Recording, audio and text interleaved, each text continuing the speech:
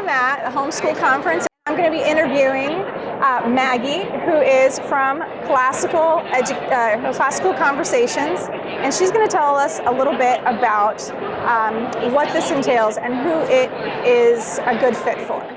Maggie, can you describe what kind of family this program, Classical Conversations, would be good for? Yep.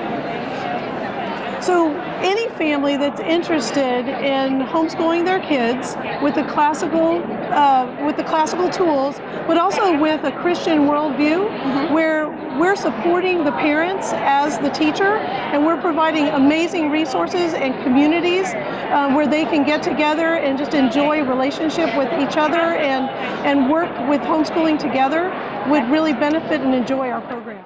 Okay, great. So can you describe kind of what some of the features are? You said that there's great resources and whatnot, but what does it look like in real time? Like a week in the life of a Classical Conversations family? Yeah, great question. So we meet once a week in community. So we'll have a community of families that meet together where they're practicing the things that they've been learning throughout the week, and they're looking forward to the things that they'll be studying in the next week.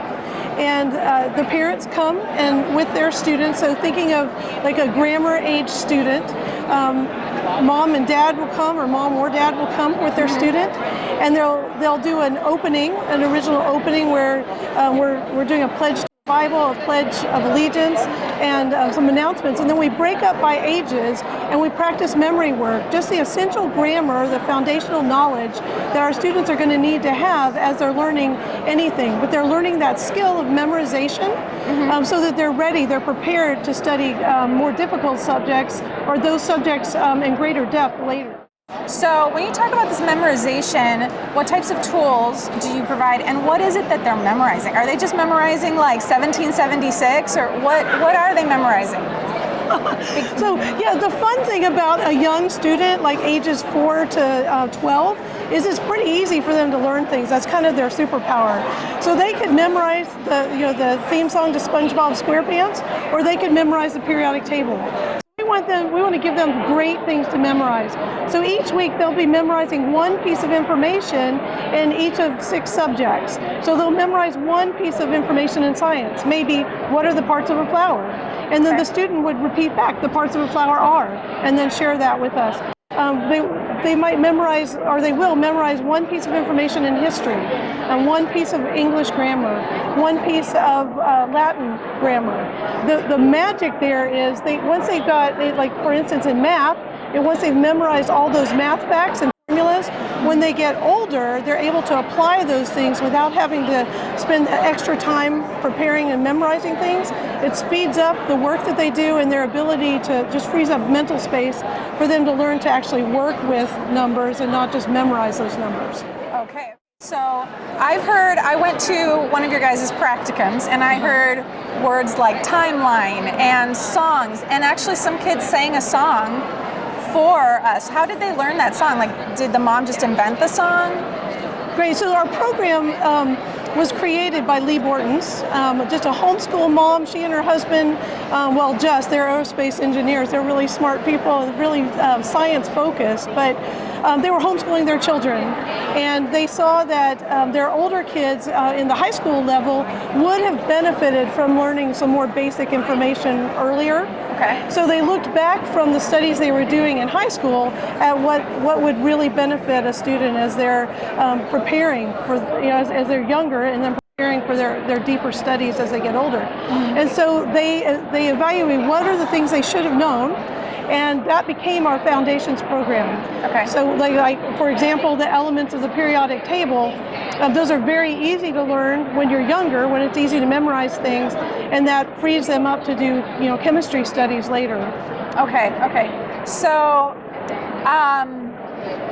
but I want to ask that question a different way. Okay. This girl that got up on the stage, she had this song. Like, where did she get the song from? If I was the one doing classical education, would I have to invent the song? Oh, or I understand. Is there a resource? Yeah, that's one of the resources that we provide. And so we're really proud that we can provide curated classical curriculum for our families. So when a family joins Classical Conversations, they get a membership with us, and so they can purchase our curriculum, and they can also access some resources online that will provide all of the things they need, so that they can provide the studies that they're going to do in the week, and that makes that much easier for them to learn that information. So we have a foundations guide, one book that is non-consumable that the whole family uses to learn the grammar work that they're memorizing.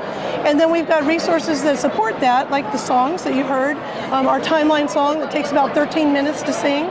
Everybody from our 4-year-old to our 12-year-old can sing that song, and they learn just a little piece of it each week. And by the end of their 24 weeks of meeting, they will have learned the timeline song. So they're memorizing a lot of information using songs and timeline cards as well, right? In the early years, right? And then as they transition up, you have different levels or different sections, right? Because that's not the focus that whole time, right? Right, so each one of us naturally learns any subject by memorizing the basic facts about something. We call that in classical education the grammar stage of learning, right? There's also an art to learning grammar, and we teach them that art when they're littles. And we're also our whole family is growing in that art when we're studying and doing school. But when they're about 9 to 14, they're not satisfied with just memorizing things.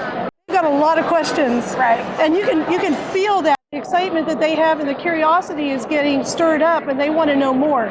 So we want to teach them how to ask great questions. We call that the dialectic stage, and so we're providing some more tools, some more things that they're learning, where they learn to organize and categorize and understand cause and effect, and before and after, understand more about a subject and how things fit together. Right. Okay. And then after that phase, what can they expect, like high school age? Right. So after about 14 and up, they're not just excited about asking all those questions. They want to convince somebody else that what they've learned is a great thing, and that they want to tell somebody else about it. Or if they've learned what I call the capital T truth about something, their heart is filled. And we call it echoing and celebration. They're worshipful. It's like doxology. They're excited, and they want to share that with other people. Well, they're expressing the art of rhetoric, in classical is how we would refer to that in classical education, as they share those things that they've learned with other people. And so it's particularly in our challenge 2, 3, and 4 years, they get the opportunity to do a whole lot of presentations where they're sharing with their class and with other people the things that they've learned. Now I say that they don't just walk into the upper level high school and start doing presentations. We start with our 4-year-olds, and we give every student a chance to present for 2 minutes in our community day. And then as they grow and mature, they're going to be more excited about doing that and have more skills, so we give them more opportunities to do that. So like in our Challenge A program, they get up and present their science research every week to their class. And then in Challenge 1, they get to participate in a debate. Actually 2 debates that year. One where we're giving them the skills of debate, and then the second one where they've learned a little bit about the grammar of debate. Now they're getting a chance to do all the research and all of the rhetoric of putting those things together and then sharing that in a persuasive way. And it culminates in our Challenge 4 program, where our oldest students choose a topic to research. They start from the very beginning of trying to understand that topic, and they spend all semester researching that, and they create a thesis that could be several pages long and very and annotated properly, but then they present that to 3 judges and their community. And so it's exciting to see the growth of our students from a small 4-year-old all the way through maybe an 18 or 19-year-old presenting a thesis that's really their own work. Okay. So I have a different question now. In my years as homeschooling, I've seen that there are curriculums and programs that you're teaching your one kid first grade material, different topics, and the fourth grader is learning something completely different. I've also seen other programs where they can be multi-age, where all of them are learning around the same topic, but maybe at different levels. Yeah. Which one of those two would describe classical conversations? That was a great question. I would say we are absolutely around the kitchen table, one-room schoolhouse curriculum. So in our cycles repeat every 3 years, and so a family might have a 4-year-old that starts in cycle 1, and then he gets to do that same work in cycle 1 again when he's 7. So everybody in the family, all the siblings, mom and dad, everybody's focused on that one particular cycle of memory work each year. Okay. So, but of course, a 4-year-old might be singing all the songs, and a 7-year-old might be going and looking for some books that they want to see, picture books or something, to start reading about those subjects and doing a little more. And a 10-year-old might be doing science projects or even explaining things and showing his siblings some more information about those topics. So you've mentioned grammar, the different stages, one-room schoolhouse, everybody learning the same topics. And I noticed in the brochure that you guys use Saxon math all the way through. Is that right? We do. Okay. So Saxon math being something where the kids have one lesson a day, and it's cyclical. Yes. So the little topics that they're learning, they're going to continue to see them over and over again as they master them, right? And I also noticed that you guys teach Latin. Could you tell me a little bit about that? Sure. Let me start with Saxon. Okay, sorry. Okay. No, it's great. I'm going to talk about both of those things because those are the two subjects that kind of scare families, and we're pretty good at it. Okay. So the only way to learn something is to start where you know something and learn a little more. Right? So each student comes with their abilities and skills and things that they know, and then they need to learn the next thing. So Saxon does a really good job of that. The neat thing about our communities is that students don't have to do Saxon to be a part of our community.